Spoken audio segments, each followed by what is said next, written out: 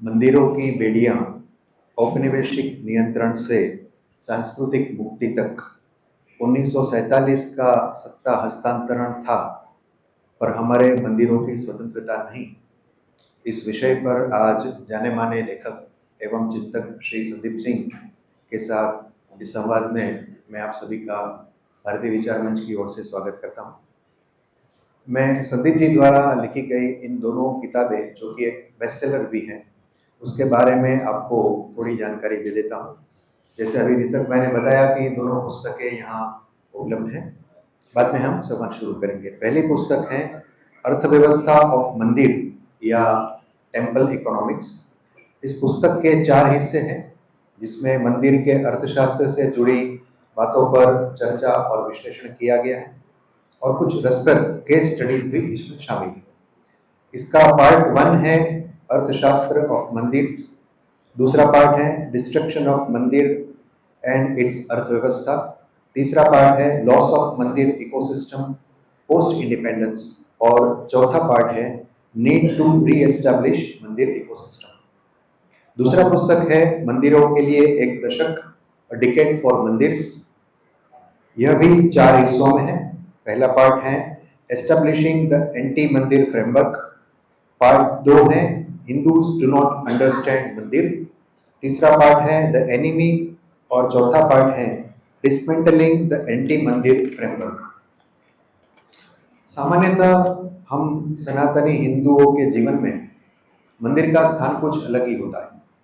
शहर या गांव में बने भव्य या छोटे से मंदिर को लेकर हमारे घर में पूजा स्थान तक हर पहलू से हमारी श्रद्धा जुड़ी हुई होती है। पर क्या हम जानते हैं कि मंदिरों की भी अपनी खुद की एक अर्थव्यवस्था हुआ करती थी, और वह व्यवस्था सिर्फ मंदिरों तक सीमित नहीं थी, वह हमारे जीवन, आध्यात्म और श्रद्धा से भी जुड़ी हुई थी। मंदिरों का हमारे पुरखों के जीवन में एक अलग ही महत्व था, क्योंकि उसके साथ कई सारी सामाजिक और धार्मिक बातें जुड़ी हुई थी। परंतु जैसे हमारे कुछ श्रद्धा स्थान मुगल आक्रांताओं ने तोड़े, वैसे ही हमारी इस सुंदर व्यवस्था को भी बेहद सुव्यवस्थित ढंग से तोड़ दिया गया, जिसका नुकसान हम आज भी भुगत रहे हैं। और इन्हीं मुद्दों को लेकर इन चर्चित किताबों को लिखने वाले श्री संदीप सिंह आज हम सबके साथ संवाद करेंगे। शुरुआत मैं करूंगा, पहले कुछ सवाल जवाब हम करेंगे, बाद में मैं आप लोगों के पास भी आऊंगा। संदीप जी, बड़ा ही स्वाभाविक तौर पर पहला सवाल यही है कि इस विषय पर काम करने का और पुस्तक लिखने का आपको विचार कैसे है, या यूं कहिए कि ये किताबें क्यों लिखी? बहुत बहुत धन्यवाद। सबसे पहले तो भारतीय विचार मंच और डॉक्टर शिरीष काशीकर और बाकी सब जिन्होंने इसका आयोजन किया, उनको बहुत बहुत धन्यवाद। बहुत सारे जाने पहचाने चेहरे हैं, पहले भी आया हूँ, कुछ नाम याद नहीं है, कुछ याद है, तो जिनके याद नहीं है उनसे माफ़ी मांगता हूँ। आदरणीय श्रीकांत काटदरे जी आए, बड़ा अच्छा लगा। बाकी सब मित्रों को भी आने के लिए धन्यवाद। पुस्तक क्यों लिखी? मैंने मेरी दूसरी पुस्तक में करीब 2 पन्ने लिखे थे टेम्पल इकोनॉमिक्स पे। वो दोस्तों को पसंद आए थे और वो कहते थे कि इस पे बोलो और लिखो। उसके बाद चाइनीज़ वायरस जब आया भारत में, तो एक बड़ी इंटरेस्टिंग घटना हुई। 2 घटनाएं हुई। एक, तमिलनाडु सरकार ने एक अध्यादेश जारी किया कि मंदिरों से इतना करोड़ पैसा सरकारी खजाने में जमा करो चाइनीज़ वायरस से फाइट करने के लिए। तो बड़ा आश्चर्य लगा। केंद्र सरकार ने कभी नहीं कहा कि पैसे की कमी है, किसी राज्य सरकार ने भी नहीं कहा, फिर भी मंदिरों से पैसे ले लो। और एक बड़ी संख्या में हिंदू चालू हो जाते हैं कि मंदिरों में पैसे की क्या ज़रूरत है, दे दो। तो एक तो वो था कि इसका क्लैरिफिकेशन। और दूसरी चीज़ जो मुझे लगी कि लाखों लोग करीब चल के गए बम्बई से गोरखपुर तक, उससे आगे भी गए होंगे जो बिहार में गए होंगे। तो बम्बई से गोरखपुर ट्रेन से 1600 किलोमीटर है। ट्रेन सीधी पटरी पे चलती है करीब करीब, रोड से गए तो 2000 हो गया होगा यहाँ से। और वो व्यक्ति अकेला नहीं गया, पत्नी ले गया, बच्चे ले गए, वृद्ध माँ पिताजी ले गया, सामान भी ले गया, अपने पशु भी लेके गए साथ में। और 5-6 जो अनफॉर्चुनेटली ट्रैक पे चल रहे थे उसके नीचे आके मर गए, वरना सब घर पहुंच गए। तो हमने सोचा कि मैं अंधेरी ईस्ट में रहता हूँ बम्बई में, वेस्ट जाने बोलो पैदल तो पसीने छूटते हैं। ये आदमी में आता कहाँ से है क्षमता कि मैं इतनी दूर पैदल चलूंगा। तो आजकल मैराथन दौड़ना फैशन है, मैं अगेंस्ट नहीं हूँ। मैंने जो मेरे दोस्त हैं अलग अलग शहर में मैराथन दौड़ते हैं जाके, तो मैंने उनको फ़ोन किया कि यार तुम लोग चलोगे क्या इतना? बोला नहीं यार, हमने बोले बम्बई से पूना, बोले बम्बई से पूना छोड़ो, घर से एयरपोर्ट नहीं चलते हैं। जो बहुत ज़्यादा मैराथन दौड़ने के लिए जाते हैं। तो मुझे आश्चर्य लगा कि उस व्यक्ति में ये हिम्मत और ये विश्वास कि हम उतना किलोमीटर चल के चले जाएंगे, और उसको विश्वास उसके पत्नी ने भी माना, उसके बच्चे ने भी माना, उसके माता पिताजी, और सब पहुंचे भी। तो ये होता कैसे है? और थोड़ा सा किया तो मेरा कंक्लूजन ये था क्योंकि हमें चलने की आदत है। और चलने की आदत कहाँ से आती है? अभी अमरनाथ यात्रा शुरू हुआ है, पंढरपुर यात्रा चल रहा है, वैष्णो देवी चलते हैं, शबरीमला चलते हैं, गंगा सागर चलते हैं, तो देश के हर हिस्से में चलते हैं, कांवड़ यात्रा में भी चलते हैं सामान लेके। तो चला भी वही जो जाता है, बाकी हवाई जहाज से जाने वाले बहुत चल के कहाँ गए। और जो वैष्णो देवी भी हवाई जहाज से चल के जाते हैं, वो भक्ति अलग तरह की है थोड़ी। तो ये विश्वास मुझे लगा कि लोगों को बताना जरूरी है कि जो हमारी कई चीजें सभ्यता में बहुत धीरे से रिचुअल के नाम पे आ गई हैं, जिसको हम अंधविश्वास करने लगे हैं, उनके हर चीज के पीछे कारण है। अगर वो चलने की आदत नहीं होती तो नहीं चल के जाता, और वो चल के गया तो खाया कहाँ, सोया कहाँ, उसने भी तो सोचा होगा ना। तो उसको कहीं ना कहीं मालूम है कि हमारे देश का समाज है और मंदिर है हमारे लिए खड़ा होगा। हमारे मंदिर खिलाते हैं करोड़ों लोगों को, रोज ढोल नहीं पीटते हैं, उसकी मार्केटिंग नहीं करते हैं। पर जो चल के गया उसको जिस भी मंदिर में गया वहाँ रहने को जगह मिली, वहाँ भोजन मिला और वो अपने घर पहुंच गया। तो इससे बड़ा जीवंत उदाहरण क्या हो सकता था मंदिर आधारित अर्थव्यवस्था का? इसलिए मैंने कहा कि इस पे पुस्तक लिखना जरूरी है, और घर में ही बंद थे तो और भी अच्छा था कि लिख पाए इस पे। अपने इस पुस्तक के पहले प्रकरण में एक सवाल खड़ा किया, टेम्पल या मंदिर। तो टेम्पल मंदिर नहीं है, मंदिर टेम्पल नहीं है, इन दोनों में क्या तात्विक फर्क है? हाँ, ये एक और चीज है, जब लिखना शुरू किया तो ध्यान आया कि देखिए क्रिश्चियन कहाँ जाता है? चर्च। मुस्लिम कहाँ जाता है? मॉस्क। हिंदू कहाँ जाता है? टेम्पल। वो टेम्पल का डिक्शनरी डेफिनेशन देखिए, दो। Temple is a place of worship for pagans या और पगान्स। पेगन या पगान वहां पूजा करते। तो पेगन या पगान कौन? वो सभ्यता जो खत्म हो गई, मायन, इजिप्शियन, ग्रीको रोमन। हम तो जीवन सभ्यता है, और मैं उदाहरण भी दूंगा आगे। दूसरा कि टेम्पल में लोग पूजा करने के लिए इकट्ठा होते हैं, लेकिन हम मंदिर में पूजा करने के लिए इकट्ठा नहीं होते हैं। हम मंदिर में मूर्ति स्थापित करते हैं, भगवान का प्राण प्रतिष्ठा करते हैं, भगवान को आह्वान करते हैं कि आप यहाँ रहिए। और जब पब्लिक पूजा होती है तब भी विसर्जन से पहले भगवान से प्रार्थना होती है कि अब आप जाइए। तो भगवान का घर है, इसलिए हम उसे देवालय कहें या मंदिर कहें या तमिल में कोविल कहें, लेकिन हम टेम्पल तो नहीं कहें। 100 करोड़ लोगों की पूजा की जगह का अपना नाम ना हो, बड़ा अचंभा लगता है। 2% ज्यूज हैं शायद, उससे भी कम, बट वो सिनगॉग जाते हैं और हम टेम्पल जाते हैं, ऐसी कैसी बात है? तो ये बहुत जरूरी चीज है कि हम हर भाषा में मंदिर, देवालय, कोविल या आपको कुछ और भी बात कहते हैं वो कहें, हम कम से कम टेम्पल ना कहें। और ऐसा नहीं है कि अंग्रेजी में हिंदी की भाषाएं या भारतीय भाषाएं नहीं है, पंडित, गुरु, ऐसी बहुत सी चीजें हैं, लूट।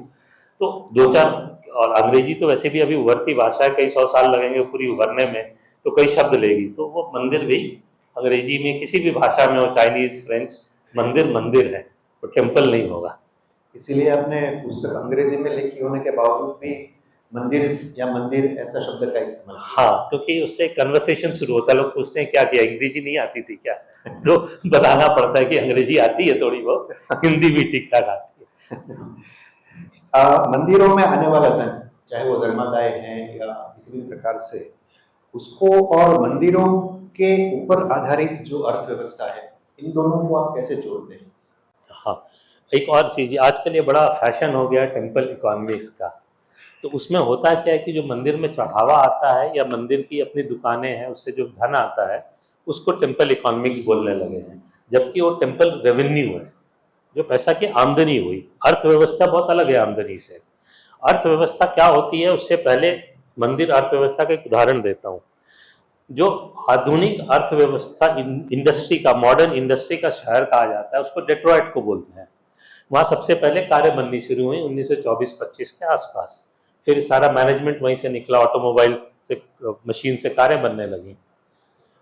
फिर क्या हुआ, धीरे धीरे जो कारें वहाँ बनती थी वो जापान, फिलीपाइंस, कोरिया, भारत में सस्ती बनने लगी। अगर आज आप इंटरनेट पे जाएंगे तो डेट्रॉइट को मरा हुआ शहर कहते हैं। 1925 की जितनी आबादी थी 2025 में उसकी 1/4 आबादी रह गई है, क्योंकि कार बनने बंद हो गए तो और कुछ था ही नहीं वहाँ। तो जो रेस्ट बेल्ट ऑफ यूएसए, जंग लगा हुआ बेल्ट, अगर आप इंटरनेट पर डालेंगे तो डेट्रॉइट और उसके आसपास के शहरों का नाम आएगा, क्योंकि वहाँ की मिलों में जंग लग गया है। और किसी भी इंडस्ट्रियल कंट्री में आप सर्च कीजिए, यूरोप में ghost towns in China, ghost towns in Russia, ghost towns in Europe, एक लंबी लिस्ट निकलेगी ऐसे शहरों की जो मर गए हैं, क्योंकि वहाँ जो चीज़ बनती थी पहले अब उसका सब्स्टिट्यूट आ गया है या उससे अच्छा कहीं और बनने लगा है, तो वो शहर मरने लगे।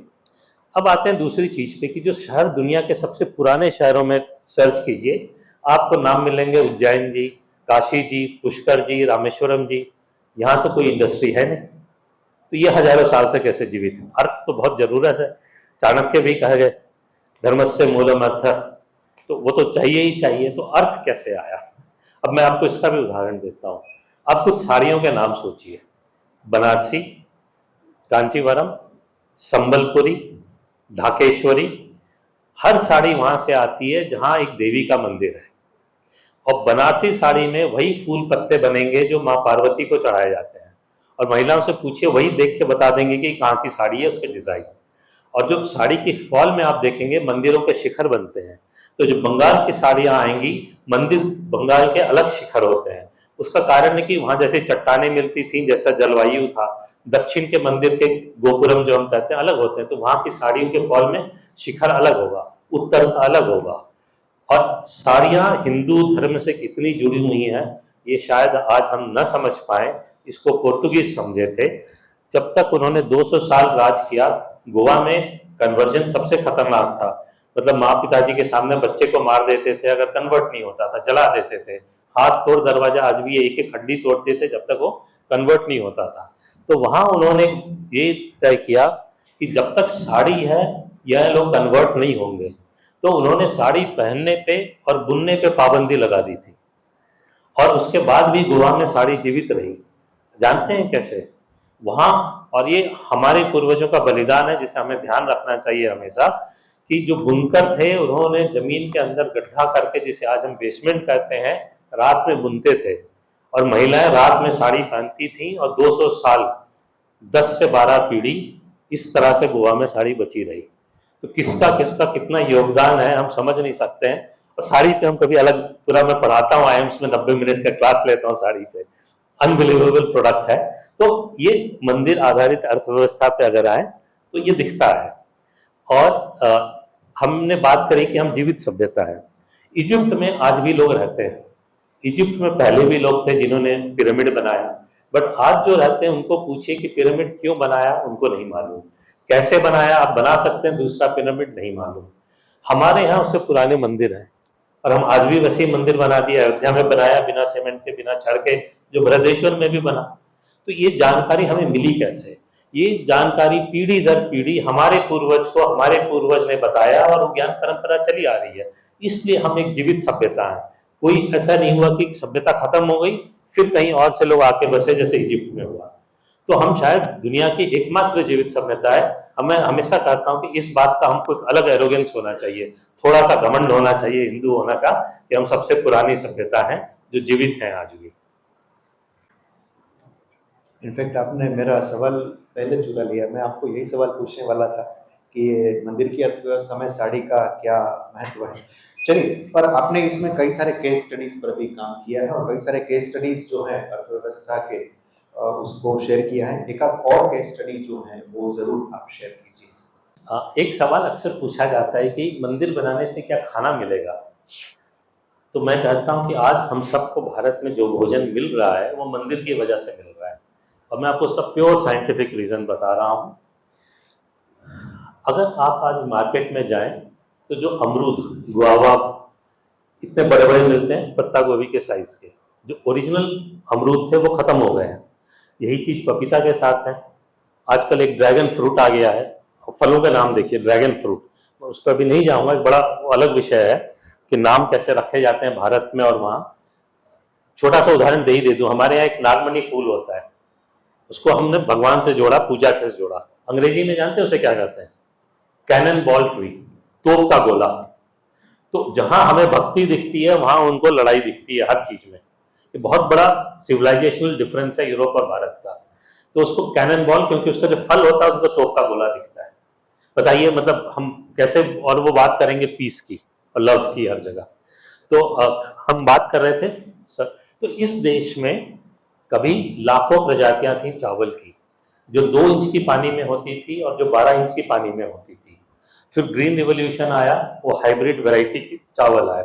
और मैं MS स्वामीनाथन को, बहुत लोग ब्लेम करते हैं, मैं नहीं करता हूं, क्योंकि उन्होंने स्पष्ट कहा था कि green revolution should not become greed revolution, और हम लालची हो गए, जिसको डॉक्टर स्वामीनाथन ने मना किया था। इस चक्कर में चावल की प्रजातियां खत्म हो गई। पुरी के मंदिर में या उड़ीसा में आज भी जो प्रजातियां बची हुई हैं, और ये MS स्वामीनाथन रिसर्च फाउंडेशन का है, मेरा अपना लॉजिक नहीं है, वही प्रजातियां बच गई जो भगवान जगन्नाथ को चढ़ाई जाती है। उनको रोज अलग तरह की चावल चढ़ती है, तो वो चावल की प्रजाति बच गई, नहीं तो वो भी विलुप्त हो जाती है। और ये बचानी बहुत जरूरी है अपनी प्रजाति। और उसको सरकार को बचाना हो तो क्या करेगी सरकार? सरकार बनाएगी Indian council of agriculture research.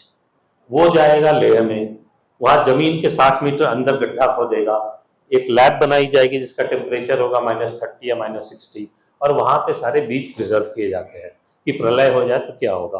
और पूरी दुनिया के ऐसे स्विट्जरलैंड में करते हैं।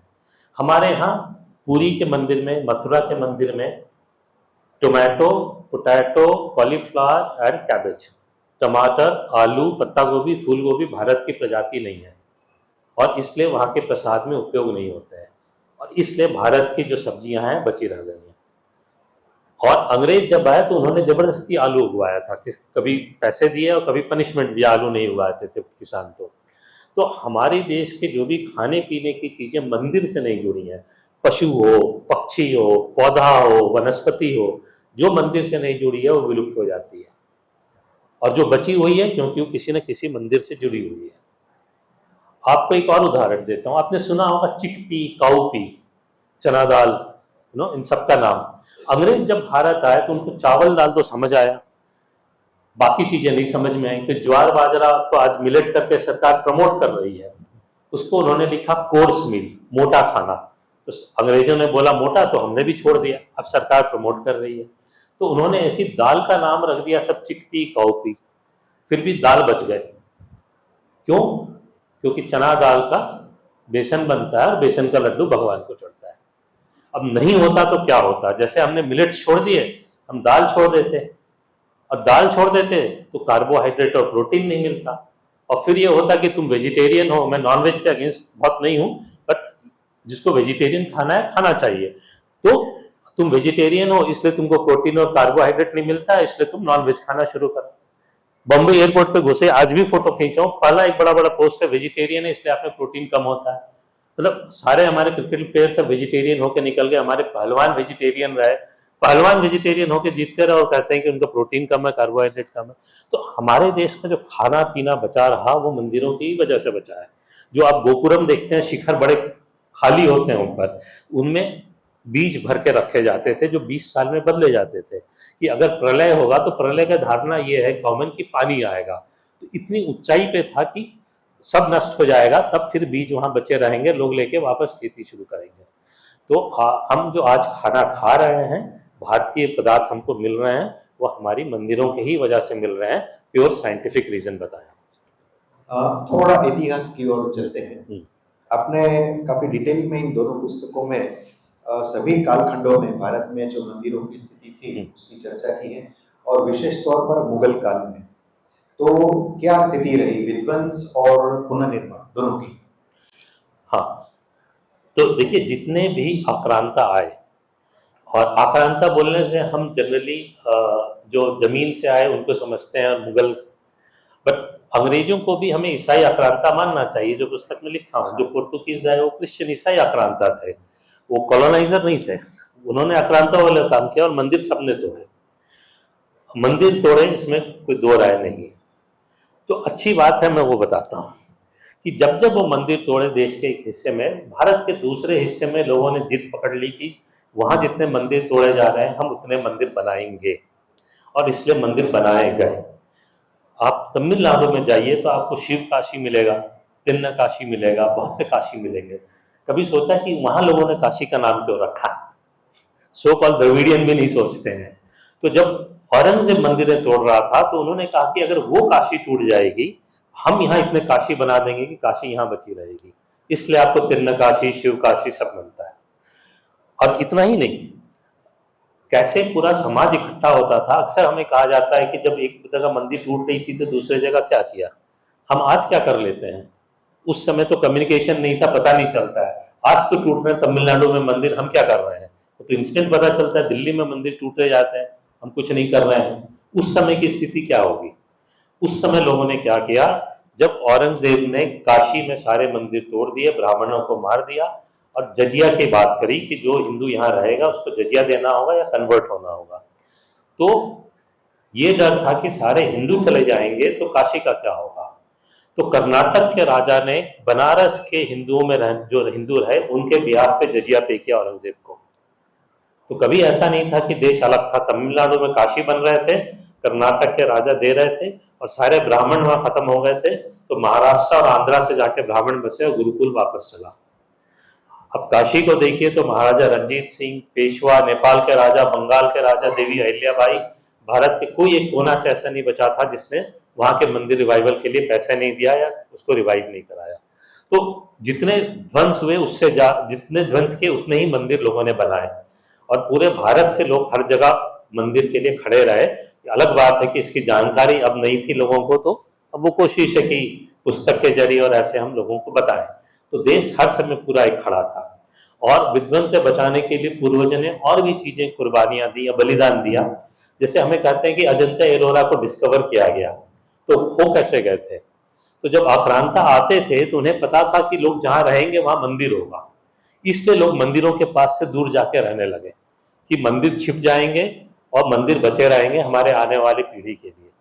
इस तरह से आप देखेंगे तो जो भी मंदिर पुराने समय के बचे हैं अब हमको जंगलों में मिलते हैं, इसलिए कि वहां से लोग छोड़ के भाग गए कि वो बचे रहेंगे।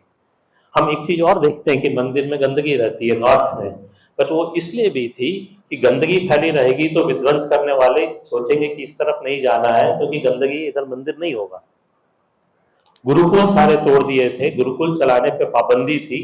तब जो गुरुकुल का मॉडल था बनारस में या काशी जी में, वो लोगों के घरों में चला गया। उसके बाद से गुरु ने शिष्यों को अपने घर में रह के पढ़ाना शुरू किया। तो ऐसा नहीं है कि हम लड़ नहीं रहे थे या हमने रिटेलिएशन नहीं किया और हमने इनोवेशन नहीं किया, हमने नए नए तरीके से अडॉप्ट करके अपनी चीजों को बचाई। और शायद इसलिए बचाई कि आज जब हम स्वाधीन होंगे तो हम अपने मंदिरों को जाके उसकी सही स्थान दिला पाएंगे।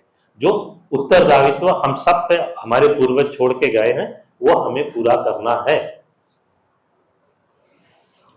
आज़ादी के बाद भी आपने चर्चा भी की है, चर्च और जो तथाकथित सेक्युलरिज्म है उसने भी मंदिर की अर्थव्यवस्था या हमारी जो भी उससे जुड़ी सामाजिक व्यवस्था है उसके ऊपर काफी बड़ा कुठाराघात किया है। वो कैसे हुआ? हाँ, पोस्ट इंडिपेंडेंस। हाँ, दो चीजें हुई। आजादी से पहले मंदिरों का बहुत बड़ा योगदान रहा लोगों को जोड़ के अंग्रेजों के विरुद्ध खड़ा करने का। जब आज़ादी मिली, खास करके तमिलनाडु में सरकार ने रियलाइज किया कि कांग्रेस के नेता मंदिरों से जुड़े थे इसलिए वोट मिलता था, इसलिए डीएमके ने बड़े कॉन्शियसली मंदिरों का टेक ओवर किया और बाद में उसमें मिशनरीज भी घुस गए। और जो आज हम डिस्ट्रक्शन देख रहे हैं हर तरीके से, मंदिर तोड़ना ही नहीं, मंदिर का पैसा लूटना, मंदिर की जमीन, मंदिर की पूजा पद्धति से छेड़छाड़, वो हर सब तरीका डिस्ट्रक्शन ही है। और एक इंटरेस्टिंग चीज हुई, आज़ादी के बाद भगवान को जो मंदिर में है उसको सरकार ने माइनर डिक्लेयर कर दिया, तो अब भगवान माइनर हो गए। आर्ग्यूमेंट था कि आजादी के पहले भी राजा ही मंदिर चलाते थे, बट दोनों में कितना अंतर था देखिए। हम पद्मनाभा दास जानते हैं जो केरल में कहते हैं कि राजा ने, तो सिर्फ केरल में नहीं किया, वो हर जगह हुआ। हमारे देश का हर राजा भगवान के ही नाम पे राज्य करता था। पुरी में अभी रथ यात्रा हुई शुरू, तो वहां के राजा आके झाड़ू लगाते हैं। तो जिस दिन से मंदिर बना उस दिन से ये हुआ कि राज्य है भगवान का, जगन्नाथ जी का, और जो राजा है उनके बिहाफ पे उनका दास बन के राज कर रहा है। कई डायनेस्टी बदली बट ये सिस्टम नहीं बदला। कोई भी हिंदू राजा आके नहीं बोला कि मैं नया डायनेस्ट हूँ और अब मैं भगवान से बड़ा हूँ और मैं मंदिर का मालिक हूँ, भगवान का दास रहा। बनारस में भी वहां के राजा झाड़ू लगाते हैं, हर जगह की प्रथा है। तो हमारे यहाँ था कि राज्य भगवान का है, राजा उनके बिहाफ पे राज्य कर रहा है। आजादी के बाद सरकार इतनी बड़ी हो गई कि भगवान को माइनर बना दिया और अब भगवान की देखरेख सरकार करेगी, और यहाँ से वो घुसना शुरू हुए मंदिर में। और कुछ गलतियां अपने लोगों की भी रही कि आपस में लालच रहा, पुजारियों का ट्रस्टियों का झगड़ा हुआ, वो कोर्ट में लेके गए। अब वो जो पुरानी कहानी बचपन में पढ़ी कि 2 बिल्ली में झगड़ा हुआ, रोटी को बंदर खा गया पूरा, तो यहाँ सरकार बंदर बन के पूरी मंदिर खा गई। तो हम तो ये कहते हैं कि हमें प्रायोरिटी पे जितने भी मंदिरों के कोर्ट में केस चल रहे हैं, बड़ी दुख होती है इस बात की कि मंदिर के लोग सरकार में जाके अपनी सुलझाने की बात कर रहे हैं, जबकि हमारे यहाँ मंदिर न्याय की जगह होते थे। आज भी आंध्रा में गणेश जी का मंदिर है, वहाँ जो झील है उसमें लोग नहाते हैं और कहते हैं कि 50-50 साल या पीढ़ियों के जो झगड़े चल रहे हैं, लोग वहां से नहा के निकलते हैं, आपस में बैठ के सुलह कर लेते हैं, और उस सलह के बाद आज तक कभी किसी कोई केस नहीं आया जिसपे डिस्प्यूट हुआ। तो हम मंदिरों का केस कैसे लेके मंदिर में जाएं? और इस चीज पे बहुत तेजी से काम होना चाहिए कि मंदिर कोर्ट में जाके मंदिर का कोई भी मसला हल नहीं होगा। हमने न्योता दिया सरकार को, हमने कहा है आ बैल मुझे मार। तो इन चीजों से बचना होगा कि छोटी छोटी ईगो को लेके हम मंदिर की चीजों को लेके सरकार के पास जाए। वैसे इसमें एक इंटरेस्टिंग बात ये हुई कि अयोध्या में भी रामलला विराजमान खुद एक पक्षकार थे, रामलला थे वो। और वहां भी हकीकत मानिए तो सर कोर्ट से फैसला तो आने से पहले 1992 में दे दिया गया था, कोर्ट की मजबूरी थी वो देना, जनता को ही, हिंदुओं को ही खड़ा होकर मंदिर लेना होगा। सही। अब प्राचीन मंदिरों से लेकर अभी आधुनिक समय के जो मंदिर हैं, वो सभी क्या हमारी अर्थव्यवस्था के हमेशा केंद्र बिंदु रहे हैं? कैसे? हाँ, हर मंदिर ही अर्थव्यवस्था का केंद्र बिंदु रहे हैं। जैसे कि आप मानते हैं कि अनाज नहीं बचे होते तो हम जीवित कैसे रहते, तो जो पुरी का मंदिर है वहाँ आसपास के जीव जंतुओं को, पशु पक्षियों को बचा के रखा। अब हर जगह हमारे प्रसाद ही देखिए ना आप, प्रसाद सिर्फ प्रसाद नहीं होते हैं, वो पूरा विज्ञान है, आयुर्वेद है। हम मकर संक्रांति में तिल के लड्डू खाते हैं, सभी को पता है। आप हमारे भगवानों के स्वरूप हर मंदिर में आपको अलग मिलेंगे। हमने ध्यान दिया नहीं दिया मालूम नहीं, आप उत्तर से दक्षिण की तरफ भगवान राम का रूप देखिए, बाल काले से जाएंगे और दक्षिण में जाएंगे तो पूरे युवा मिलेंगे तीर धनुष लेके, बाल काले में भी तीर उनके साथ हमेशा रहता है। कृष्ण का मंदिर देखिए, कहीं बच्चों वाला है तो वहाँ प्रसाद उनके कपड़े बच्चों वाले होते हैं, जो ठंड जगह में है उनके कपड़े बदलते हैं, तो हमारे कपड़े सारे मंदिर से ही निकल के आते हैं। मैंने साड़ी का उदाहरण दिया। तो हमारे देश में ऐसी कोई चीज नहीं है जिसका मंदिर से कनेक्ट नहीं है। मैं आपको एक बहुत बड़ा कनेक्ट बताता हूँ जो आपने शायद सोचा ना हो एकदम। जैसे World War I और World War II कहते हैं, वैसे ही मैथ्स फॉर 1 और मैथ्स फॉर 2 कहा जाता है। तो जब शून्य का आविष्कार हुआ तो चर्च को ये समझने में 500 साल लगे। हम जीरो को बहुत अहम नहीं देते हैं। मैं थोड़ा सा आपको टेस्ट कराता हूँ कि शून्य है क्या। शून्य खाली है कि उसके अंदर 1 से 9 समाहित है, तभी तो 10 में आता है। ये बहुत बड़ा फिलोसॉफिकल डिबेट है। आप कभी सोचेंगे तो आपको लगेगा कि सर फट जाएगा, एक्चुअल फिलोसॉफिकली सोचने जाए कि है क्या। यूरोप में साइंस जो था चर्च कंट्रोल था, तो इनको 500 साल लगे समझने में कि शून्य है क्या। उसके बाद आया इंटीग्रल कैलकुलस, जिसको हम केरला स्कूल ऑफ मैथमेटिक्स से कहते हैं। आया इंटीग्रल कैलकुलस क्या, 0 to infinity। अब जिसको 0 नहीं समझ में आएगा उसको इन्फिनिटी क्या समझ में आएगी। उन्हें और 300-400 साल लगे उसको समझने में। हमारे यहाँ जो सबसे पुराना 0 का इंस्क्रिप्शन मिलता है वो ग्वालियर के मंदिर में है। तो वहां चर्च को समझ में नहीं आ रहा था, यहाँ से निकला। इसका आपको आगे का इफेक्ट बताता हूँ। हमने कभी सोचा कि हमारा पंचांग कितना इंपॉर्टेंट है और व्यापार में कैलेंडर है, और बिना 0 के और बिना डेसिमिकल के हो क्या पाता। तो ग्रीको रोमन जो इतनी एडवांस सिविलाइजेशन थी वो एस्ट्रोनॉमी में क्यों नहीं हो पाई, वो नहीं बना पाए कैलेंडर। जो हम ग्रिगोरियन कैलेंडर फॉलो करते हैं वो भारत से कॉपी की गई है। ग्रिगोरी वहाँ का चर्च का फादर था, उसकी जिम्मेदारी थी कि भारत से सही कैलेंडर बनाना सीखो। तो उसने रॉबर्ट डी निवोली नाम के एक आदमी को मदुरई भेजा। वो भारत आके हिंदू बना, उसको लगा कि जैसे कोई ईसाई नहीं बनता तो कुछ नहीं सिखाएंगे, वो हिंदू नहीं बनेगा तो उसको नहीं सिखाएंगे, तो हिंदू पहना, गेरुआ वस्त्र पहना, बहुत से फ्रॉड किए और उसने कैलेंडर बनाना सीखा। और खुद लिखता है कि पूरे जहाज भर के यहाँ से स्क्रिप्चर्स लेके गया कि कैलेंडर कैसे बनाए, तब उनको कैलेंडर बनाना आया, उसमें ग्रेगोरियन कैलेंडर। तो अगर मैं आपको रोमन स्क्रिप्ट सबको पता है जो हम लिखते हैं 1-2, मैं आपको उसमें सिंपल बोल दूं 1578 लिखिए, आप कितने पन्ने लेंगे? लिखने में ही कितनी कष्ट होगी, राइट? क्योंकि उनको जीरो और डेसिमल का वैल्यू सिस्टम नहीं पता था। अगर वो नहीं पता था तो आकाशीय कैलकुलेशन, एस्ट्रोनॉमिकल कैलकुलेशन नहीं कर सकते थे। अगर आप एस्ट्रोनॉमिकल कैलकुलेशन नहीं कर सकते हैं तो आपको लैटिट्यूड लॉन्गिट्यूड नहीं आएगा, आपको लैटिट्यूड लॉन्गिट्यूड नहीं आएगा तो आप सी में नेविगेशन नहीं कर पाएंगे। आप सोमनाथ के मंदिर में जाइए, वो खंबा है, इस पे लिखा है कि यहाँ से अंटार्कटिका साउथ पोल तक कोई जमीन का टुकड़ा नहीं है, बट ये कितनी चीजें बताता है? ये बताता है कि उन दिनों कोई साउथ पोल तक जिंदा गया और वापस आया। उसको वेरीफाई करने के लिए भी 2 भारतीय वापस गए होंगे, सच बोल रहा है कि झूठ बोल रहा है। और आज भी आप सर्च कर लीजिएगा, चंद्रमा पे जाने से ज्यादा तैयारी करनी होती है साउथ पोल पे जाने के लिए, और उस समय वो कोई कर रहा था। और ये चीज आपको कोणार्क मंदिर मिलेगा ईस्ट में, और जो तमिलनाडु में था वो पानी के अंदर डूब गया है, बट सूर्य का मंदिर था और सी से था। अब इसके आगे लिंक देखिए, इसकी वजह से हम नेविगेशन कर पाए। और इसलिए हमने कभी सोचा, ये अक्सर मैं बचपन क्लास में पूछता हूँ बच्चों को, हर जगह पूछता हूँ, आपको मैं कहूँ इंडियन ओशन का मैप बनाने को आप बना पाएंगे क्या, या हिंद महासागर का? आपकी गलती नहीं है, पढ़ाया नहीं गया। एक मात्र ओशन जिस एक देश के नाम पे, उसका मैप हम बच्चों को नहीं पढ़ाते। उसका नाम इंडियन ओशन या हिंद महासागर इसलिए पढ़ा क्योंकि हम नाव से, हमारे पूर्वज गए व्यापार करने, और हर देश जो इंडियन ओशन रिम पे आज की तारीख में 33 देश हैं, उन सब का व्यापार इफेक्ट किया, उनको व्यापार करना सिखाया, इसलिए सबने माना कि ये हिंद महासागर है। वापस आते हैं कैलेंडर पे। उज्जैन में हम काल कहते हैं, काल सर्कल होता है, महाकाल कहते हैं। अब महाकाल की मूर्ति कैसी होती है? नटराज। नटराज की मूर्ति क्या रिफ्लेक्ट करती है? आपको भारत मंडपम में भी मिलेगा, और सन में जहाँ पे ब्लैक होल पे रिसर्च हो रहा है, उन्होंने इसलिए लगाया कि नटराज की मूर्ति कंस्ट्रक्शन एंड डिस्ट्रक्शन, बनने का और विध्वंस होने को रिप्रेजेंट करती है।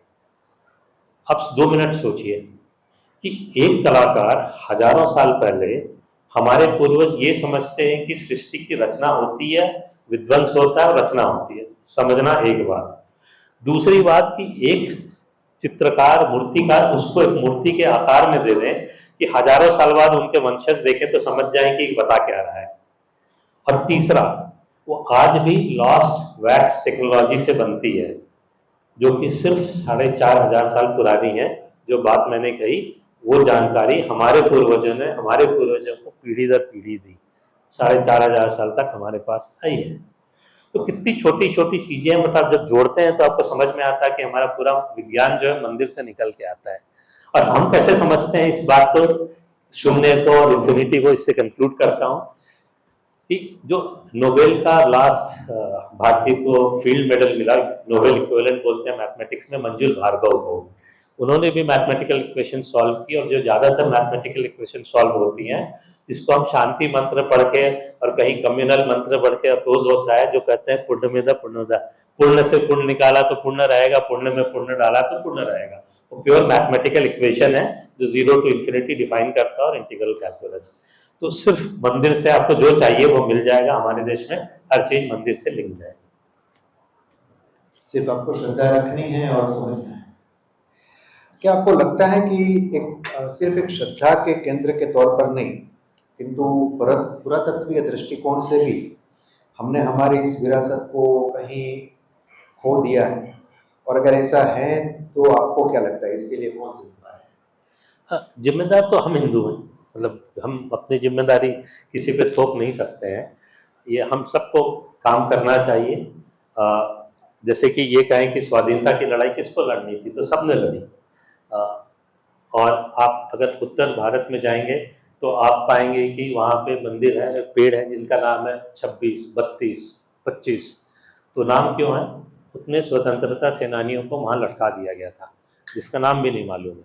तो वो इसलिए नहीं लड़े थे कि आज कोई चर्चा कर रहा होगा, देश के लिए करना था, करा। पुरी के पंडा 52 पंडाओं को वहाँ के अंग्रेजों के विरुद्ध विद्रोह किया था, पेड़ से लटका दिया गया था, उनकी लाश कुछ महीने तक वहाँ के बरगद पेड़ से टंगी छोड़ दी थी। तो वो इसलिए नहीं लड़ रहे थे कि हम उनकी चर्चा कर रहे होंगे, ये हम सब का काम है, किसी और को आके नहीं करना है। हमारे यहाँ अक्सर ये हो जाता है कि जैसे आप जानते हैं, मैंने 2006 से नौकरी छोड़ दी, इन चीज़ों पे लगा रहा, तो बोलते थे सब यार संदीप क्या कर रहे हो, रिटायरमेंट के बाद का काम है। तो यही अंतर है कि बाकी धर्म में जवानी का काम होता है, बचपन से होता है, हमारे यहाँ होता है रिटायरमेंट का काम है। तो अब हम उस तरीके से देखेंगे तो चीज़ें ऐसी ही रहेंगी। अपने इन पुस्तकों में कई सारे महत्वपूर्ण प्रश्न उठाए हैं, कई सारी समस्याओं के प्रति अंगुली निर्देश भी किया है और उसका हल भी दिखाया है। आपने इसमें इकोसिस्टम की बात की है। ये इकोसिस्टम जो है ये हम कैसे खड़ी कर सकते हैं? जी, बहुत छोटी सी उदाहरण देता हूँ।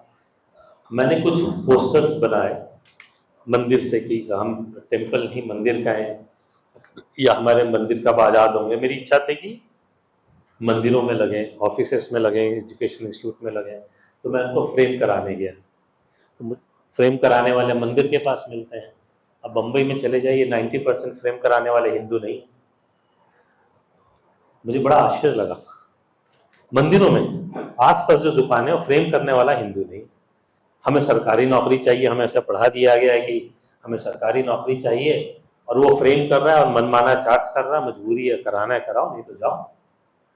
तो हमने छोटी छोटी चीज़ें जो मंदिर से ही जुड़ी हैं, प्रसाद हमने छोड़ दिया। और एक चीज़ और भी है कि हमने प्रसाद किससे खरीदा हमने देखा नहीं। तो अगर हम ये मानते हैं कि भक्ति होनी चाहिए पूजा में, तो हम हर कंपोनेंट पे ध्यान देना होगा। ये केमिकल प्रोसेस है, साइंटिफिक प्रोसेस है। हम ये तो मानते हैं ना कि ये तो हम सब मानते हैं कि खाना जिस इच्छा से बनाया जाता है, खाना वैसे ही बनता है। आप पुरी में जाएंगे तो बनने का जो प्रोसेस है बहुत ज़बरदस्त है। पूरे कपड़ा बांधते हैं कि सूंघे नहीं, कि मन में कोई विचार नहीं आए कि लालच की हमें खाना है। पूरा नाक बंधा होता है, जो खाना बनाते हैं उसका पूरा प्रोसेस होता है।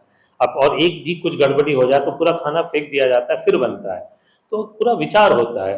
तो आज हम जब पूजा करने जाते हैं तो हमें ध्यान नहीं, हमने किसी से कुछ भी लिया। तो अगर आपने किसी से कुछ भी लिया और कुछ भी डाला उस भक्ति में, तो भक्ति नहीं है। क्योंकि आपको जो सामान दे रहा है अगर वो पवित्र नहीं है तो उसकी भक्ति भी नहीं है। और भगवान को कहीं ना कहीं दिखता है। उसका एक मैं आपको उदाहरण दूंगा आखिरी में कि भगवान कैसे दिखते हैं। हमारे देश में वर्तमान समय में विशेषतः कोरोना काल के बाद मनो आध्यात्मिकता की बाढ़ आ गई, और ऐसे में मंदिरों में वीआईपी दर्शन और प्रसाद को लेकर भी चार्जेस वगैरह जो हैं ये काफ़ी बहुत जो है वो चल पड़ा है। इस व्यवस्था के ऊपर आपकी क्या विशेष टिप्पणी है? हाँ, 3 चीजें। पहला कि आजकल तो रिलीजियस टूरिज्म बोला जाने लगा है, तीर्थ यात्रा बोलते ही नहीं है। यस, दोनों में जमीन आसमान का अंतर है। हमने देखा व्हाट्सएप हमारे दोस्त फॉरवर्ड करते हैं 2 तरह के। इस बार गोवा से ज्यादा लोग काशी जी आए। फिर वही फॉरवर्ड करता है कि आप देखो शराब पी रहे हैं, कपड़े कैसे पहने हैं। तो भैया जो गोवा जा रहा था उसको काशी बुला लिया। मतलब अच्छा, गोवा में मंदिर है, ये गलत परसेप्शन कर दिया कि वहां भी 500 साल पुराने मंदिर है, बट गोवा मतलब बीच और शराब। तो अब जो उस माइंडसेट से जा रहा है, आप काशी बुला लोगे तो क्या करेगा, उसकी गलती थोड़ी है। आज रिलीजियस टूरिज्म हो गया। मैं आपको बताता हूँ कैसे। जैसे कि सैटरडे संडे तो नॉर्मल छुट्टी है। अब बम्बई में मान लीजिए कहीं भी फ्राइडे को छुट्टी हो गई, कई बार होता है, या मंडे को, तो 3 दिन छुट्टी, तो फ्राइडे का छुट्टी। यार बढ़िया, फ्राइडे छुट्टी हो गई, पैसे तो वहीं हैं, टिकट कटाया, पहुंच गए काशी जी। अब काशी जी गए तो पैसे हैं तो 5 स्टार होटल में भी रह लिए। अब करें क्या, शाम को तो पब में ड्रिंक भी ले ली। सुबह गए, पैसे हैं तो वीआईपी दर्शन भी हो गया। फिर फोटो खींचे, फ्लाइट पकड़ी, और संडे पोस्ट कर रहे हैं सोशल मीडिया पे कि हम यहाँ आ गए। और 4 बार के बाद, 4 साल के बाद बोलेंगे यार 4 साल से जा रहा हूँ, कुछ फील नहीं हो रहा है। तो यार तुम गए कब तीर्थ यात्रा पे? तुम तो सोशल मीडिया पोस्ट के लिए रिलीजियस टूरिज्म पे गए थे। तीर्थ यात्रा रिलीजियस टूरिज्म से बहुत अलग होता है। हमारे यहाँ तो पूरा प्रोसेस, और आज भी कुछ लोग करते हैं। आप विदेशियों को देखिए, आपको आश्चर्य होगा, बेल्ट तक छोड़ के आते हैं, चपड़े का चप्पल भी छोड़ के आते हैं। आपको मिल जाएंगे, उसको धर्म नहीं करना है, बट जो प्रोसेस है बोलता है मैं फॉलो करूंगा। तो आप आइए, मैं ये नहीं कहता हूं कि आप वहां जाइए, मंदिर में लाइन में रखिए। लाइन में जब खड़े होते हैं तो आपको देश से आए हुए लोग मिलते हैं, आप सीखते हैं। आज हम टीवी पे रामायण महाभारत देख रहे हैं, पुराने मंदिरों पे जाइए, पूरी पत्थरों पे चित्रकाशी की गई है। आपको समझ में आता है कि हमारे पूर्वज कितने महान कलाकार थे, कैसी चीज़ों को बताया है। वहाँ आप पुजारी के साथ बैठिए, सत्संग बैठिए, आपको समझ में आएंगे हमारे धर्म की छोटी बड़ी बातें। आपको देवदत्त पटनायक की किताब पढ़ के उटपटांग समझने की जरूरत नहीं है, न अक्षय कुमार से सीखने की जरूरत है। आप अपने पंडित से सीखिए। तो मैं ये नहीं कह रहा हूँ कि 5 स्टार होटल ना हो। जैसे गोवा में आप अगर जाएंगे तो वहाँ रिसॉर्ट होते हैं 5 स्टार, उसमें कारपेट नहीं होगा। क्यों? क्योंकि जो सैलानी बीच से आएगा उसके पाँव में, शरीर पे बालू होगा, वो कारपेट पे गिरेगा, कारपेट खराब हो जाएगा। तो 5 स्टार होटल वैसा करता है और सैलानी भी एक्सेप्ट करता है। तो 5 स्टार होटल में शराब नहीं बिकनी चाहिए। अगर आप काशी जी में चला रहे हैं तो शाम को सत्संग होगा, आप सुबह योगा इंस्ट्रक्टर रखते हैं, उसी सुबह शाम पंडित जी आएंगे और भजन और सत्संग होगा, और ये हमें मांग करनी होगी। और मुझे बहुत खुशी है कि पुस्तक में कई चीजें लिखी जो हो रही हैं। अभी एक जैन मंदिर है, मैं सब मंदिर सेम है, जैन स्पेसिफिक कर रहा हूं क्योंकि वो खड़े होते हैं अपने मंदिर के लिए। ताज होटल ने कहा है कि हम वहां पे ड्रिंक नहीं सर्व करेंगे, तो उनको भी मानने में कोई आपत्ति नहीं है। हम अपनी बात कहें तो सही तरीके से, हमने मंदिरों के लिए समय ही निकाल दिया। दूसरी बात, वीआईपी दर्शन, तो वीआईपी दर्शन तो वो हुआ जो देवी अहिल्याबाई ने किया, या महाराजा रणजीत सिंह ने किया, या कर्नाटक के राजा ने किया। ये 200 या 2000 वाले कहाँ से हुए?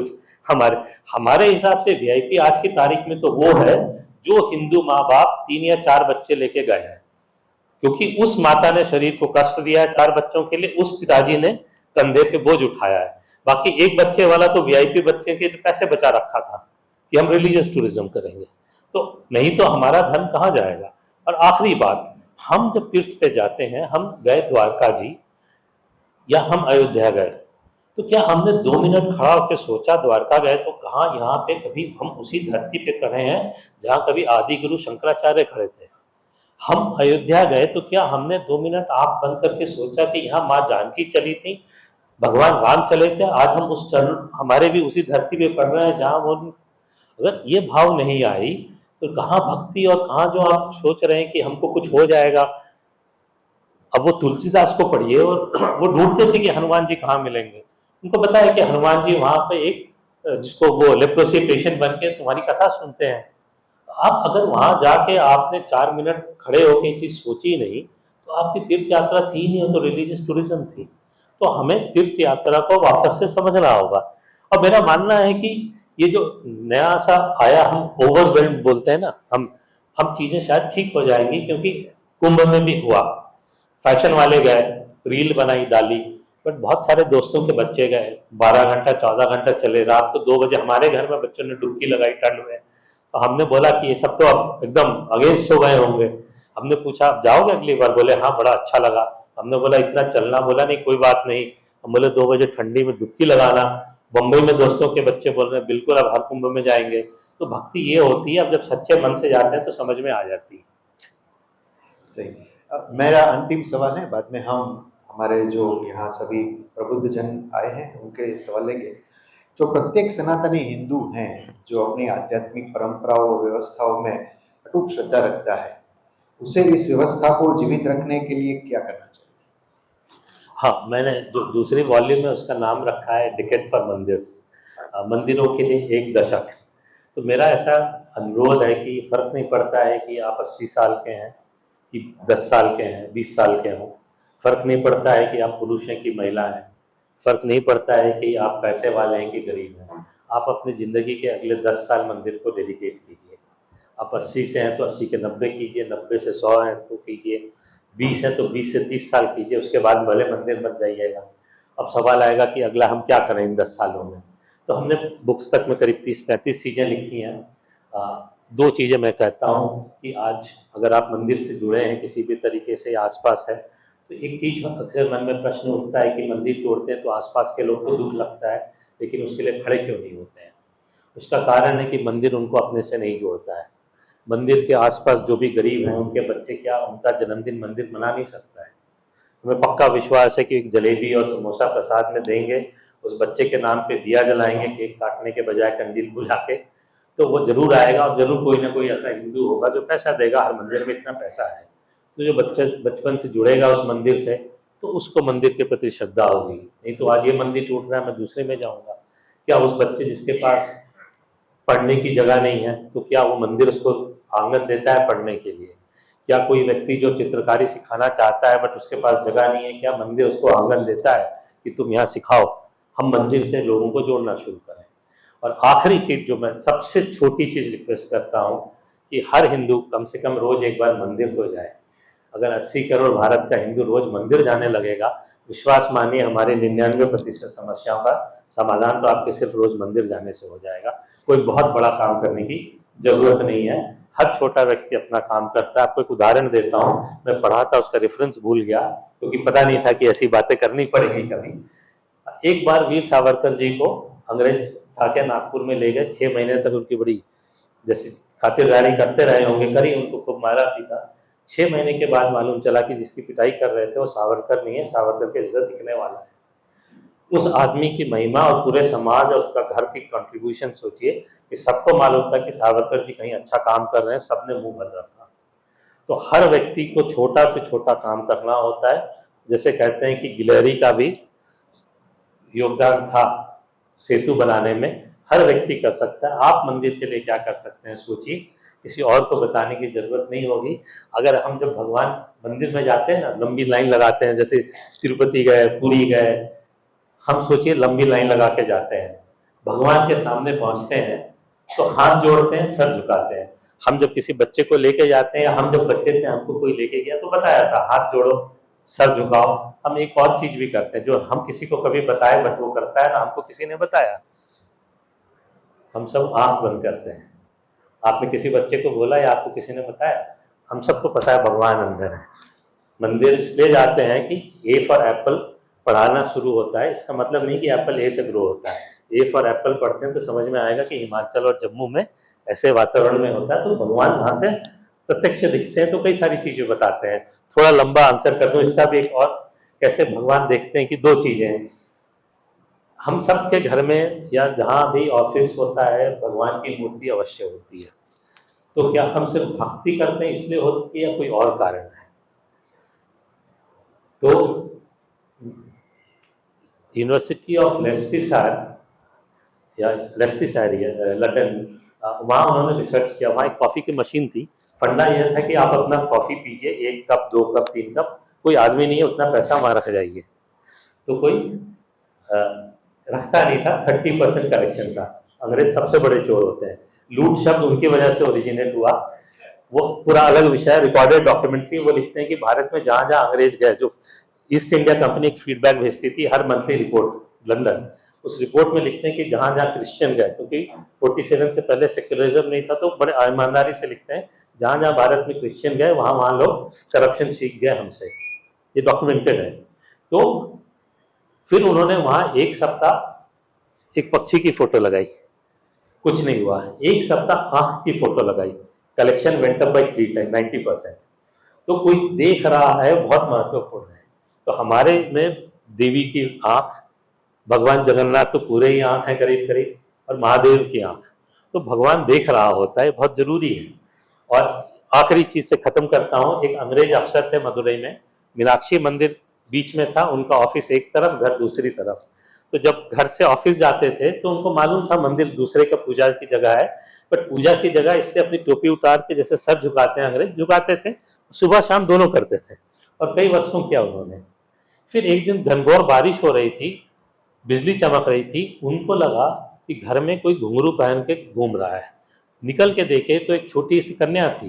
वो कन्या को पकड़ने भागे, कन्या दरवाजे से भागी बाहर, वो उसके पीछे बाहर बारिश में, और जैसे ही बाहर गए बिजली गिरी, घर पूरा जल के खत्म हो गया। उनका मानना था कि देवी ने हमको बचाया है, और उन्होंने वहां चरण पादुका देवी को दी, आज भी मंदिर में उनकी बायोग्राफी में है। तो भगवान से हम क्या मांगते हैं, तो भगवान हमको कैसे देखते हैं, वो भगवान पे छोड़िए, भक्ति रखिए। अगर भक्ति है तो वो सही तरीके से कीजिए, कम से कम रोज मंदिर जाइए, ये सबसे प्रार्थना है। महाकुंभ में भी गया था और वहाँ भी देखा, और यहाँ भी 3 महीने में मैं मार्च से लेकर जून तक मैं मंदिर में प्रतिदिन जाता था। लेकिन मेरा अनुभव ये है कि मंदिर में जो श्रद्धा, मतलब एक दिव्य चेतना का आपको अनुभव होता है, शांति का अनुभव होता है, वो नहीं होता है। उसका कारण ये है कि उसके जो नियम होते हैं गर्भगृह के, उसका पालन नहीं होता है। दूसरा कि जो भी त्योहार होता है तो उस दिन मंदिर का महिमा बढ़ जाता है, मतलब वहाँ के जो करता धरता है ट्रस्टी वगैरह पुजारी वगैरह, तो उसको उसकी रौनक बढ़ा देते हैं और उसको ज्यादा समय तक खुला रखते हैं। लेकिन जब भी ये नहीं होता है, शनिवार नहीं होता है, सोमवार नहीं होता है, तो उस दिन 10 बजे वो पुष्प जो चढ़ाए होते हैं वो लेने आ जाता है, तो बीच में वो रहते हैं तो दर्शन ठीक से नहीं हो पाता है। फिर यूट्यूब से मतलब देख लिया तो कोई भी पुष्प चढ़ा रहे हैं तो उसको कोई रोकने वाला टोकने वाला नहीं है, कोई भी कपड़ा अच्छी तरह से पहनने वाला नहीं है।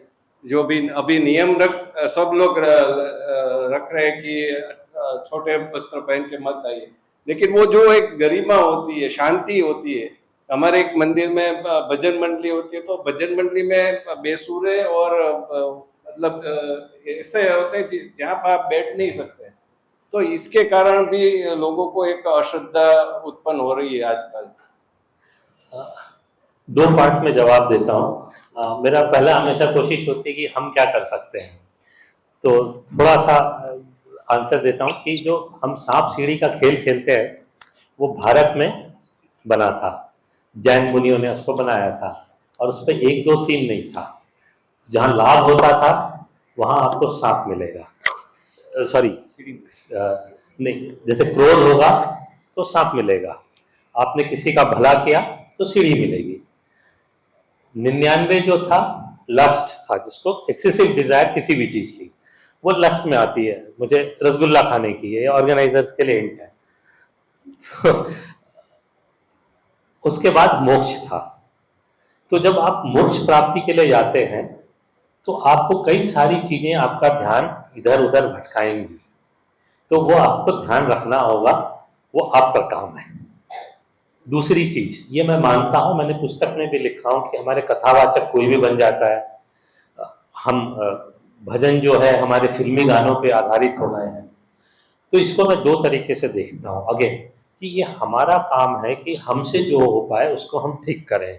जो हमारे दोस्त गीत लिखते हैं, कविता लिखते हैं, मैं उनको कहता हूं कि अच्छे भजन लिखो, और ये जो फिल्मी वाले लिख के वो हमारे ही फोक सॉन्ग को कॉपी करके गाना बना देते हैं पिक्चर में, और उसमें फिर कॉपीराइट कर देते हैं, तो आप अपना बजाएंगे उसको तो फिर उस पर लाइसेंस के लिए आपके पास पुलिस भेज देंगे। और यश चोपड़ा ने इसको बड़े पैमाने पे किया इस काम को।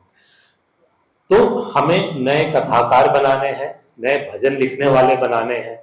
अगर वहां पे पूजा सही से नहीं हो रही है तो ये हमको खड़ा होकर बोलना होगा, कहीं से कोई दूसरे मोहल्ले से नहीं आएगा आपके घर के पास के मंदिर को ठीक करने के लिए। ये हमारा मंदिर है, हर जगह से इसको ठीक करना होगा। जैसे स्वतंत्रता संग्राम में देश के हर जगह से लोग खड़े हुए, ऐसा नहीं था कि सिर्फ कलकत्ता वाले लड़ेंगे, सिर्फ दिल्ली वाले लड़ेंगे, चेन्नई वाले, गांव गांव में लड़ी गई। इसी तरह गांव गांव के मंदिर सुधारने होंगे। मैं उदाहरण देता हूँ, झारखंड में 2 साल पहले गांव के पास एक मंदिर था, ट्रस्टीज करप्ट हो गए, गांव वाले ने उठा के उनको फेंक दिया बाहर, और वो चला रहे, मंदिर अच्छा चल रहा है। तो हमें खड़ा होना होगा, मंदिर हमारे हैं, कोई बाहर से नहीं आएगा। हम हर चीज नहीं सुधार सकते, जो सुधार सकते हैं वो तो करें। आप एक दिन शुरू करेंगे, आपको देख के 2 लोग और आएंगे, उनको देख के 3 लोग और आएंगे, और चीजें सुधरेंगी। आप आसपास देखिए कितनी तरह के काम हो रहे हैं, जो उनको पद्मश्री अवार्ड आजकल मिलता है। आप देखिए, क्या वो इसलिए कर रहे थे कि कभी उनको कोई बुन के पद्मश्री देगा? नहीं ना, उन्हें पता था एक महिला मरी 80 साल की, उनको कितने सारे हजारों पेड़ों की जानकारी थी, वो किस लिए कर रही थी? इसलिए तो नहीं कि हम बात कर रहे होंगे हमको कोई पद्मश्री देगा, उनको लगा कि ये समाज की जरूरत है, वो करने पे लग गई। और इस देश में हर जगह आपको इस तरह के लोग मिलेंगे। तो मंदिर भी हमारा है, उसको सुधारना है। और जिस दिन आपका छोटा मंदिर अच्छा होने लगेगा, लोग बड़े मंदिर छोड़ के आपके यहाँ आने लगेंगे, या सीखने लगेंगे कि इस मंदिर में सही क्या हो रहा है, हम भी उससे सीखें। मैं ये मानता हूँ कि अगर जो बेसुरा भजन कर रहे हैं, मैं उनको इस बात की क्रेडिट देता हूँ कि वो रोज समय से भजन तो कर रहे हैं, वो कम से कम वो चीज जीवित तो है। हमने तो ऐसी कई चीज खो दी, जैसे हमने बताया, हमने चावल खो दिया। हम भजन भी खो सकते थे अगर बेसुरा खाने वाले बंद कर देते। क्या हम उनको ट्रेनिंग दिला सकते हैं कि वो सही से गाना गाएं? कमिटमेंट सोचिए कि रोज भजन गाना, बम्बई के लोकल ट्रेन में रोज गाते हैं, बेसुरा ही गाते हैं, भजन गा तो रहे हैं, हिंदू होने का एहसास तो है। अब हमें बड़ी पीड़ा है उनके बेसुरेपन से, तो हम उनके लिए एक संगीतज्ञ का इंतजाम कर रहे हैं, हम उनको देंगे 1000 रुपये, वो सीखें। हम समाज को तो खड़ा होना होगा। मुझे गर्व है कि मैं बैचराजी मंदिर के पुरोहित कुटुंब से आ रहा हूं और मुझे सरकार के नियंत्रणों के विषय में क्योंकि हमारा जो बैचराजी मंदिर है वो शक्तिपीठ है, बाला त्रिपुरा सुंदरी का मंदिर है। पहले मानाजी राव गायकवाड़ ने उसको बनाया था, फिर सरकार के कुछ अफसरों, कलेक्टर हमारे चेयरमैन होते हैं, उन्होंने तोड़ दिया, छोटा बना दिया, फिर अभी दूसरा नया बन रहा है। तो बार बार मंदिर की जो डेमोग्राफी है वो कुछ जाने पहचाने बिना उनको कुछ मालूम नहीं होता है और वो बदल देते हैं। दूसरी बात यह है कि बाला त्रिपुरा सुंदरी तंत्र मार्ग की देवी है। कुछ लोगों ने ऐसा पढ़ा दिया कि ये तो जो दूसरी देवी है, हमारे यहाँ बहुत सारी देवियां जो मैली भी देवी होती है, तो नीचे एक दूसरी मूर्ति डाल दी, वहां पे पर्चा भुवन यानी माता का इतिहास था वो भी निकाल दिया गया। आज कुछ और संप्रदाय और उस हिंदू धर्म के और लोग बोलते हैं कि ये तो हमारे कुल की बेटी थी जो बाला त्रिपुरा यानी बहुचर हो गई है। इस तरह पूरा आज एक ऐसा व्यवस्था हो गई है कि मूल इतिहास से लोग अलग हो चुके हैं और आपने जैसे बताया कि रिलीजियस टूरिज्म हो रहा है, तो ये सरकार की व्यवस्थाओं के कारण मंदिरों का जो पुराना इतिहास या पुरानी जो गरिमाएं थी वो सारी चली जा रही है। तो उसके विषय में क्या करना चाहिए? देखिए, एक तो हमें लिखना जरूर चाहिए, डॉक्यूमेंटेशन हो, जहाँ वीडियो बन सकते हैं मंदिरों के हो और उनका इतिहास। अब यह है कि हमारे यहाँ कहीं भी चले जाइए आपको किसी भी चीज़ के कई सारे इतिहास मिलेंगे। मेरा व्यू उस पर ऐसा रहता है कि रिसर्च करना चाहिए और हर व्यक्ति को ये होना चाहिए कि आप रिसर्च कीजिए और अपनी चीज़ें रखिए। हमारे यहाँ तो शास्त्र की परंपरा है, शंकराचार्य जी ने भी की थी और वो विजयी हुए थे, उन्होंने सही बात रखी थी, तो हम सही बात रखेंगे तो वो बात होगी। मुझे जो कहना चाहता हूँ मैं कि हम सबको, जैसे मैंने कहा, अपने पास के मंदिर के बारे में हम सोचें। हम अक्सर उसको छोड़ के जो दूर के मंदिर हैं उस पर चर्चा में चले जाते हैं। हम अपने आसपास के मंदिरों को कैसे बचाएं, आसपास के लोगों से बात करें, वो जुड़ेंगे तो वो होगा। और इन चीज़ों में कई बार होता है कि हम इंस्टेंट रिजल्ट चाहते हैं कि हमने किया और हमें तुरंत उसका रिजल्ट मिले। तो मैं ग्रोथ को 4 पार्ट में बांटता हूँ: लीनियर, अर्थमेटिक, ज्योमेट्रिक और एक्सपोनेंशियल। लीनियर वो होता है जब आप 0.1, 0.2, 0.3 बढ़ते हैं। अर्थमेटिक तब होता है जब आप 1 + 1 + 1 बढ़ते हैं। ज्योमेट्रिक होता है जब आप 2 × 2 × 2। एक्सपोनेंशियल होता है जब आप 3 to the power 3 पे आ जाते हैं। और हर चीज़ को इस प्रोसेस से गुजरना होता है। किसी का फेस कोई कम हो सकता है, कोई फेस ज़्यादा। करियर हो, अब बैट्समैन का आपको एग्जांपल देता हूँ, पहले 10 बॉल में 1 रन, दूसरे 10 बॉल में 3 रन, तीसरे 10 बॉल में 5 रन, उसके बाद चौथे वाले 10 बॉल में होंगे उसके 6 चौके मारे होंगे, 24 रन। एवरेज देखेंगे 40 बॉल में 40 रन। ऐसे ही होता है क्रिकेट की बैटिंग। तो हर चीज़ की प्रोग्रेस वैसे ही होती है। जब आप शुरू करेंगे काम करना तो आप लगेगा कि आप अकेले कर रहे हैं, कोई साथ नहीं जुड़ रहा है, कोई साथ नहीं जुड़ रहा है। 1-1.5 साल के बाद कोई एक आदमी मिलेगा, 2 साल के बाद शायद 2 मिले, बट उसके बाद तीसरे चौथे साल के बाद देखेंगे कि आपके पीछे लोग खड़े हो रहे हैं, अच्छी खासी संख्या, कि आदमी जुटा हुआ है, लगा हुआ है और उसको सक्सेस मिल रहा है, वो होगा। तो अगर हम, इसलिए मैंने कहा कि आप 10 साल दीजिए, आप पाएंगे कि आपने बहुत कुछ अचीव किया और धर्म और देश को आप पे गर्व होगा। तो और दूसरी चीज की लोग पूछते हैं कि मंदिरें तोड़ी जा रही हैं, हम क्या करें। तो मेरा उसमें बहुत वोलेटाइल या जो भी कहिए व्यू है। हमारे मित्र हैं, उन्होंने कहा कि बड़ा एक्सप्लोसिव बुक है कुछ व्यूज के लिए, कि 2 व्यू है आजादी कैसी मिली। एक व्यू है कि बोस, भगत सिंह, चंद्रशेखर आजाद वाली मॉडल से मिली, दूसरा व्यू है कि गांधी जी वाले मॉडल से मिली। आपको जो पसंद है उस तरीके से काम कीजिए, सरकार वैसे ही जाएगी। मेरा नाम Pradeep Rao, editor of news of Gandhinagar daily. Since 40 years I am working as a journalist. मेरा एक ये सवाल है, कहलाती सनातनी सरकारें हैं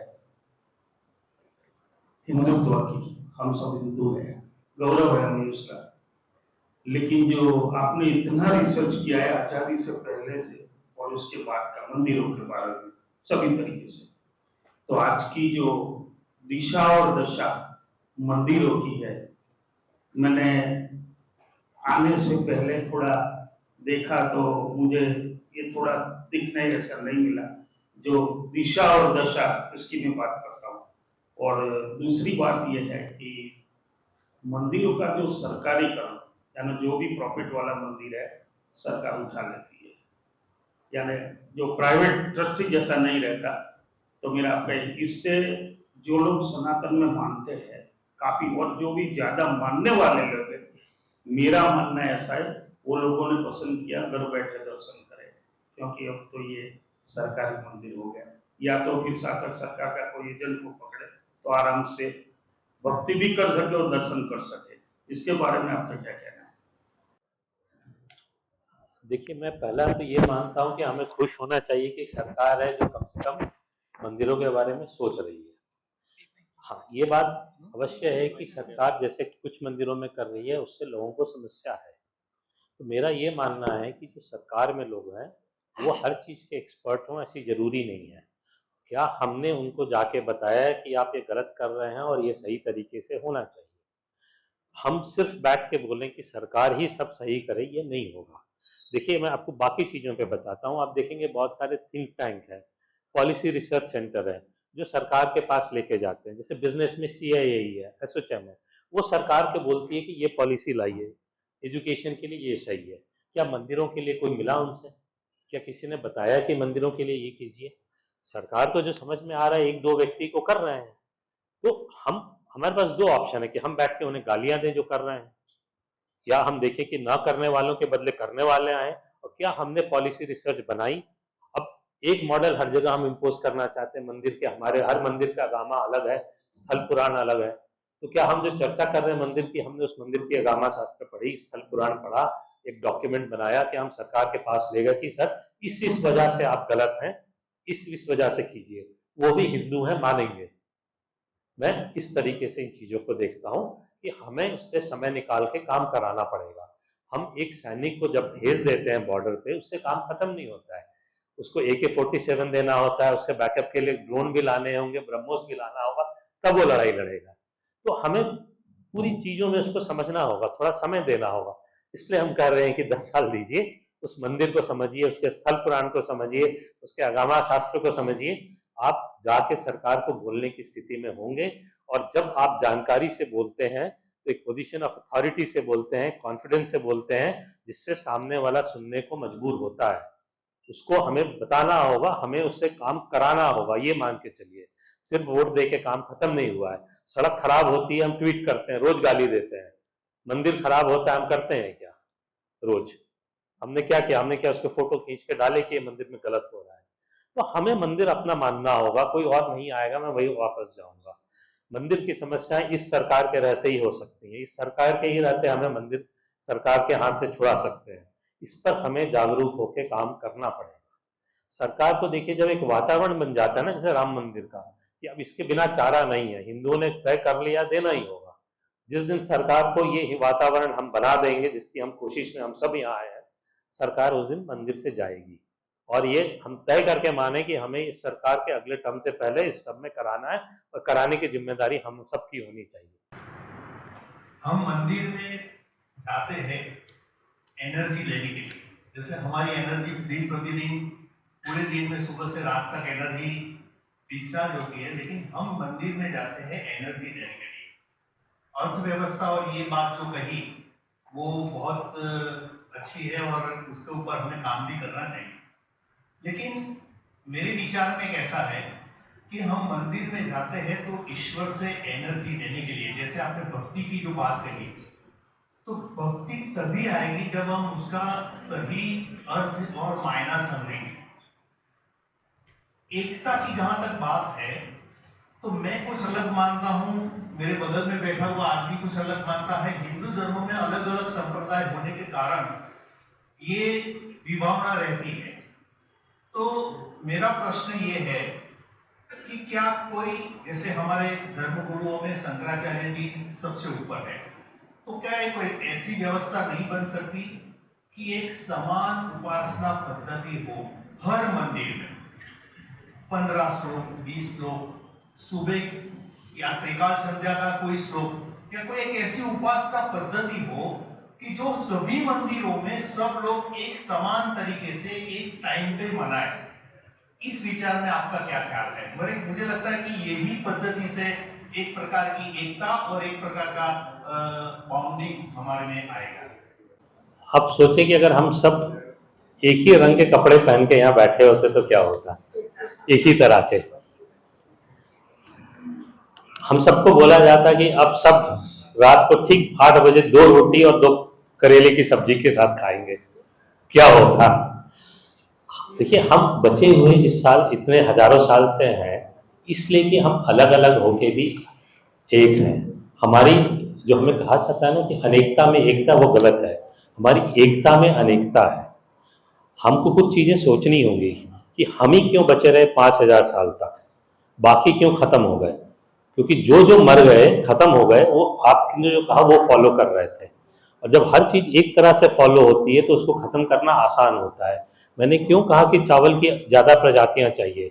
जब आप आजकल पानी में देखते होंगे, हर झील में एक तरह का पौधा फैल जाता है उसके ऊपर, उसका नाम भूल रहा हूँ, हरे रंग का, पूरा पानी, पानफुटी हर जगह। आपको मालूम है भारत में कैसे आया? जब भारत ऑस्ट्रेलिया से गेहूं मंगाता था तो हमारी खेती खराब रहे और हम विदेशों पर निर्भर रहे, इसलिए वो गेहूं के साथ उसके भी बीज भेजे गए। और ये आज भी होता है। आप न्यूजीलैंड में, आपको याद होगा, आप कोई भी भारत की बाहर की प्रजाति नहीं ले जा सकते। हरभजन सिंह के जूते में 2 घास लगे थे, उसको $300 फाइन किया था। यूरोप की कोई भी कंट्री, आप भारत से कोई भी पौधा लेके जाइए, आपको फाइन करके जेल में डाल देंगे क्योंकि वहाँ नष्ट ना हो। तो हमारे यहाँ जितनी अलग अलग प्रजातियाँ थी, तो जैसे कि कोविड जैसी जब बीमारी आती है, पशुओं में भी आती है, पेड़ पौधों में भी आती है, तो अलग प्रजातियाँ रहती हैं, इसलिए वो बच जाती हैं। आपको एक और उदाहरण देता हूँ कि अंग्रेज जहाँ जहाँ गए वहाँ व्यापार खत्म हो गया, सिवाय भारत के। क्योंकि यहाँ पे व्यापार किसी शासक के हाथ में नहीं था, वो परिवारों के हाथ में था। आप एक शासक को मारते हैं, सारी चीजें खत्म हो जाती हैं। हमारे यहाँ जब भी आए, उनको समझ में नहीं आया कि हम किस चीज की किस तरीके से बुराई करें। हम शिव की बुराई करें तो कृष्ण मिलते हैं, कृष्ण की करें तो राम मिलते हैं, राम की करें तो कोई और मिलता है। हमारे बचे रहने का एक बहुत बड़ा कारण है कि हम में विविधता है, हमारी एकता में विविधता है, इसलिए हम बचे हैं।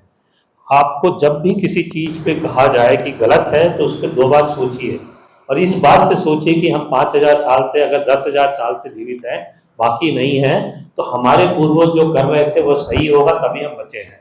मैं आपको 2 छोटा उदाहरण देता हूँ। हम सब ने देखा होगा कि हम जब नदी पे जाते हैं, गंगा जी के ऊपर से ट्रेन गुजरती है, नर्मदा जी, गोदावरी जी, तो हम सिक्के फेंकते हैं।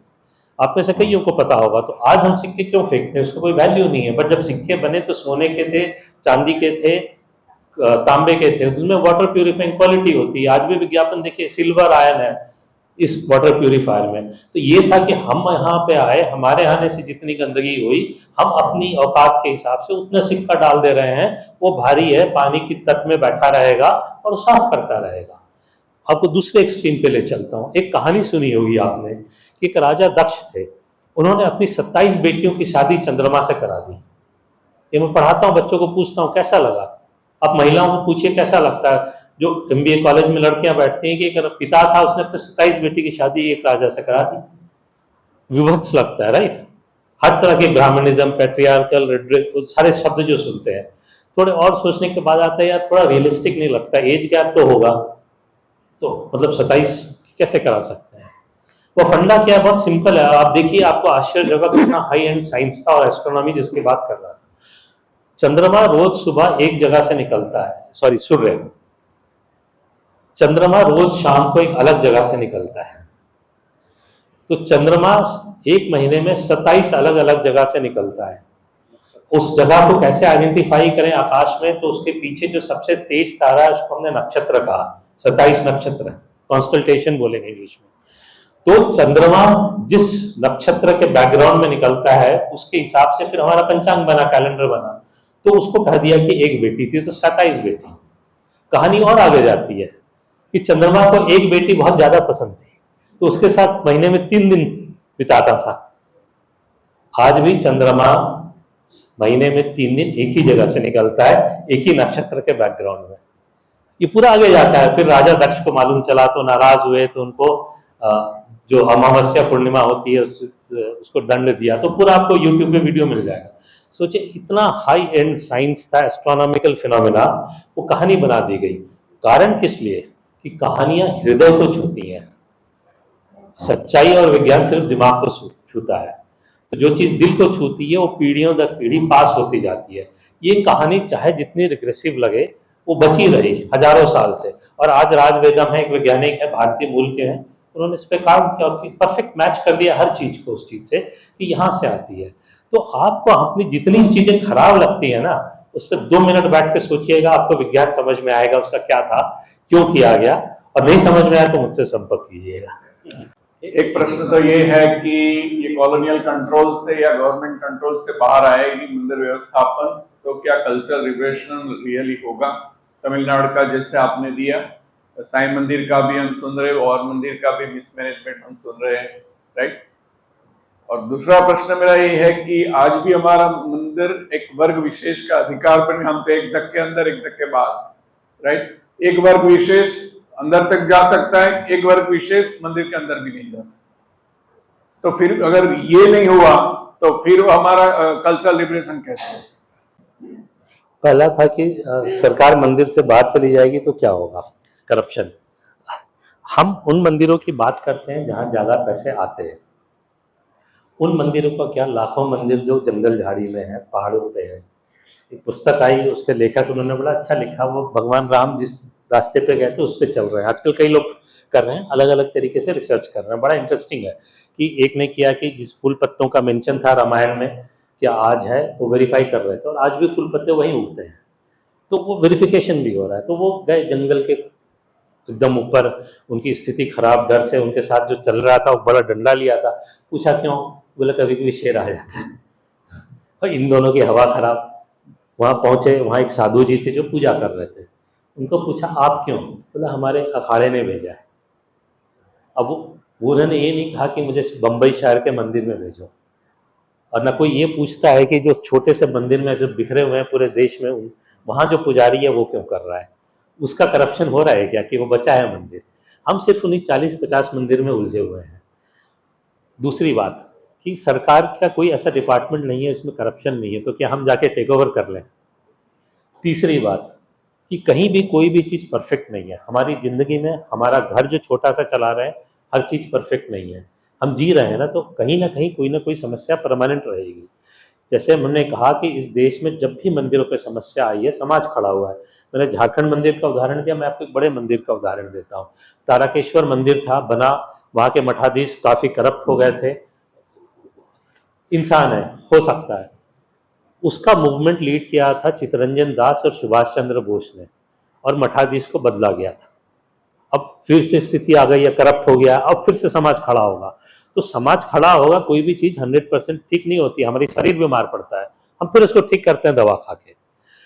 दूसरा सवाल था आपका कि कोई सा वर्ग जा सकता है कि नहीं। इसमें 2 पार्ट है, और पहले जो पूछे उससे भी रिलेटेड है कि हम मंदिर का स्थल पुराण होता है और अगामा शास्त्र होता है, वहाँ कैसी पूजा होगी लिखी गई है, उसको नहीं बदलना चाहिए, पहली पार्ट।